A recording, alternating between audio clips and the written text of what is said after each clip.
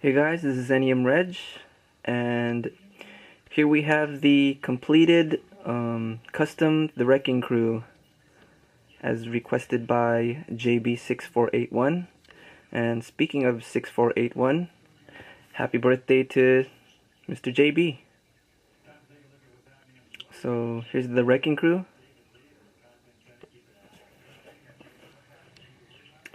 And well, while I'm filming this right now, might as well enter this into nemheal's custom contest. I don't know, is that cheating because I'm using 4 customs? Just pick one then, I guess. But here we have Wrecker, made from a classic Spider-Man Classics Juggernaut.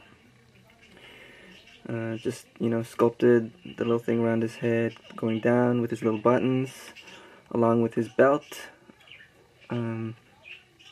Drilled out some holes in his hands so that he can hold a weapon, which I do not have for him, but I'm gonna throw in this gambit staff just to give him something to hold. And pretty much just dremeled down some of his joint areas so that to minimize scratching of the paint.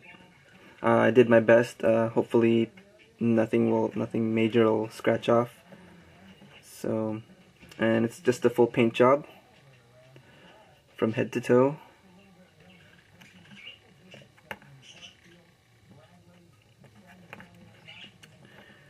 So there you go, that's Wrecker. Next up we have Bulldozer. And pretty much just took off his ponytail, sculpted over his head the mask, sculpted his belt thing right there, along with the wrists and his boots, and again just the full head to toe paint job. I don't think I dremeled anything off of him, so the joints are fine, they don't scratch off on him. Next up we have Piledriver.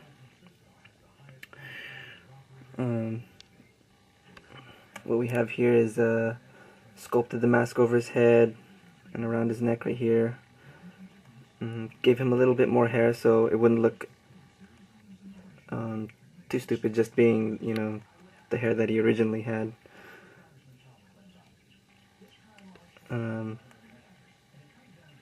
Sculpted the little piece of shirt or whatever he's wearing around his wrist to differentiate between the skin and his shirt. Sculpted the belt around him, and these the boot cuffs, sculpted that as well. And again, it was a full head to toe paint job. And with the previous Wrecking Crew I did, I painted his skin with flesh tone color, which looked weird because it was kinda off the last time. So right here, the reason I had to paint it was because he had tattoos, but I just dremeled off his tattoos he had on both of his arms, and it has the same skin tone, so no paint job required there. But you can see the little white in between the wrist. I can't really dremel in there, so it's gonna be white right there. And there you go, that's Piledriver. And finally, for the last member of the Wrecking Crew, it's Thunderball. So again, sculpted the mask over him with the little neck part. Sculpted his wrist things bigger. Now here, I took out his original hand with the fingers that moved, because the peg for the fingers were kind of coming off, so I didn't want it to have falling fingers, whenever you articulated it or whatever. So I took a DCUC hand and just super glued it on there, and then epoxied it around so that it would stay. So this hand is not going to have any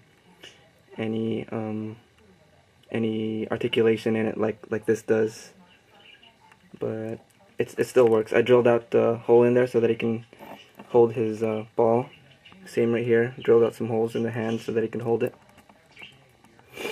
Smoothened out his chest because he was originally wearing a shirt, and filled in the epoxy holes. Used epoxy to fill in the holes here because he was wearing that chain belt, and I left holes in his pants there. And the wrecking ball is made from necklace chain, and this is epoxy over here, but I used foil on the inside to give its form at the end of the chain. So, and then I used the epoxy to cover it into a ball. Whoops. And again, head to toe paint job. Oh yeah, I forgot to mention that this is originally an AOA Sabretooth. This is a WWE Randy Orton, and this is a Luke Cage. Oh crap. Oh, he's not standing. His balls are too heavy. His ball is too heavy. So yeah, there you go. My entry to nemheal's contest. And once again, happy birthday to jb6481. Everybody wish him a happy birthday today. Today is his birthday. So yeah, there you go. I'll send this out to you today, JB.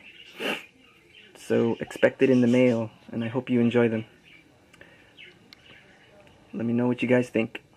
See you guys later.